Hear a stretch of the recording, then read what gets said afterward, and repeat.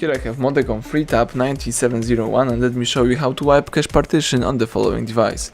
So at the very beginning, let's start by pressing the power key, choose power off and tab OK to confirm it.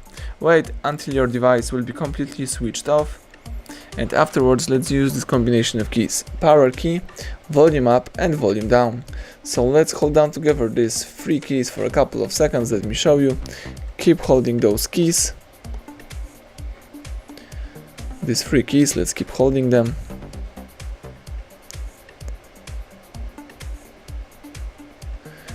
Release all keys as soon as Android robot pops up.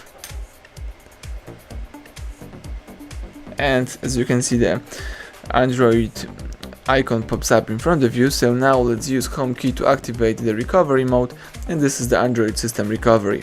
Here let's navigate by using both volume keys, scroll down to highlight wipe cache partition and press power key to confirm it. The device is wiping the cache files, formatting all temporary cache files, and as soon as the Android system recovery pops up again on the screen, simply press power key to reboot system now. And the device is restarting and rebooting. Let's wait a couple of seconds until you will be able to use your device.